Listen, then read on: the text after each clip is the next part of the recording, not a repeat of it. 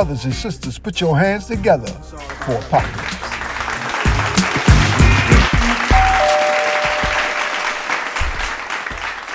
Peace. Here we go. Another day from the desk of Apocalypse. Dogs to Gods Entertainment. Walking the road to recovery. Paradise Desserts. Mike Money Bass. Bro Raymond X17. Hey. Look, check this out. I have a thought this morning. I was thinking a little earlier. And I said, you know what? I'm gonna bring this to the desk this morning. Like, look, let's play a game. Nah, no, you know what? We play too many games.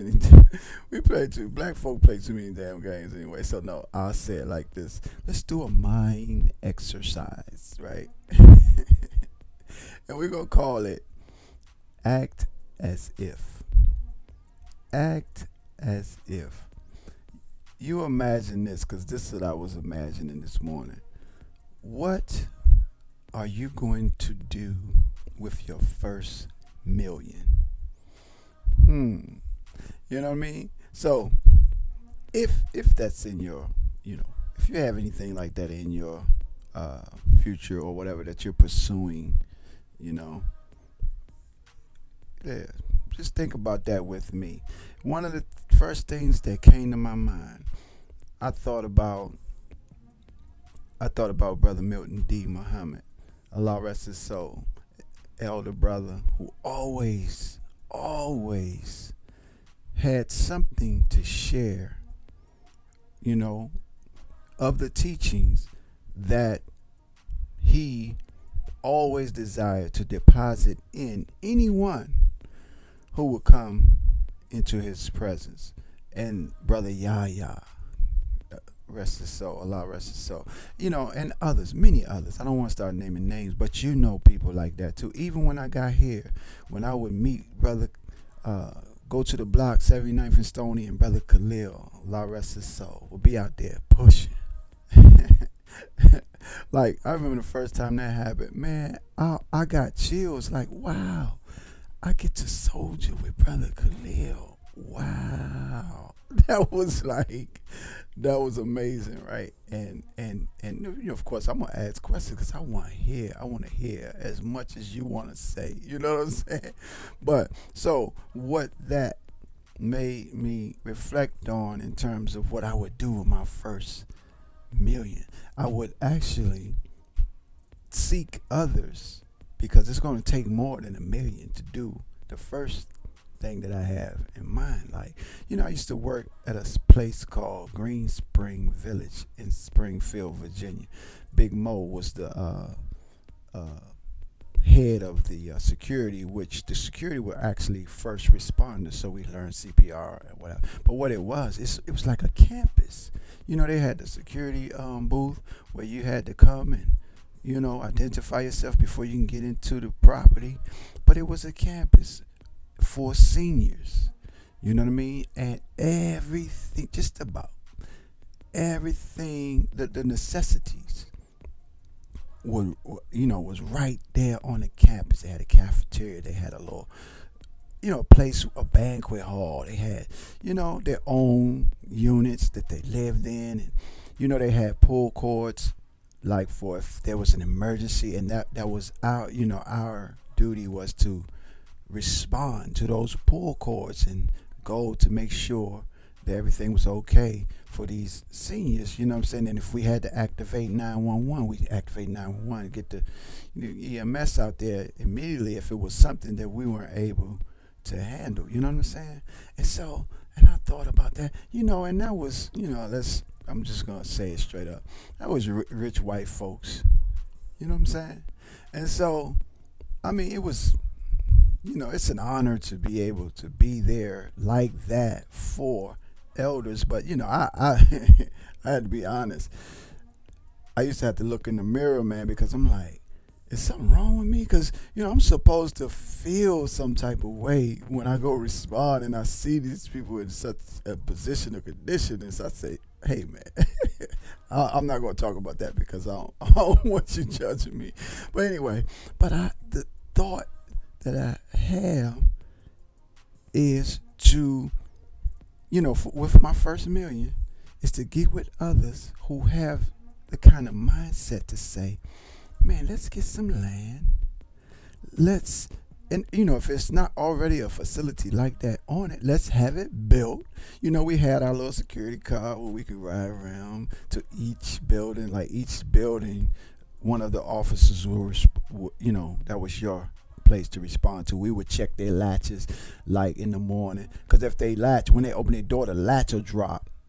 You know what I'm saying? So we would check their latch to see it was up, and they were instructed to open their doors after a certain time, because at a certain time we're going to go and check the latches to make sure that their door was open. If the latch wasn't down, then we knock, because it may be an emergency situation. They could be there in distress or what have you. But anyway, that was the system, to try to make sure that everything was cool, everything was safe. But my vision, one of my visions, is to participate in us establishing something like that for our seniors who are home alone, or we have to check on them, or things that they like Brother Billy. Man, thank a lot for brothers like Brother Billy, who always checking on the elders, man, to see, as far as the brotherhood, to see, if they cool, if everything good, you need any assistance, things like this. But if we had our own campus, our own facility, that we can employ people to actually be responsible for making sure that everything was okay. You know what I mean? And we could activate 911 if necessary. And one day that we'll be activating our own 911s and taking them to our own hospitals, and you know what I mean? Like, you see that? So, what I mean? I look forward to the day to be able to participate in something like that. Like, we bring certain minds together who have what it takes.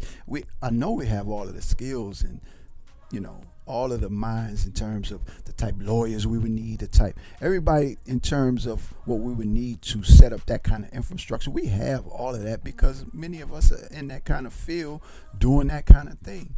But I long for the day, what I mean, that we no longer have to guess what's going on with our elders, because we have them on this campus, where they can come out.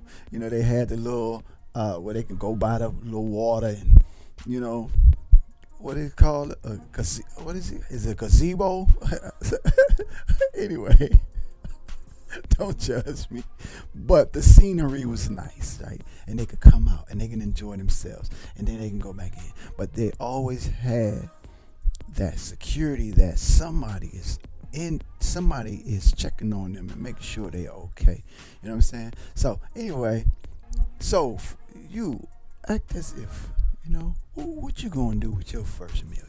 Of course, me being a musician and all that, entertainer, all of that's a given. See, I'm gonna do that anyway. That's what I do. That's what I love, and I refuse to make that the thing to go after, because this world does not accept the kind of artist, the kind of person that I want to be when it comes to entertainment. So I'm not going to allow anyone to make me other than myself to get rich to do that.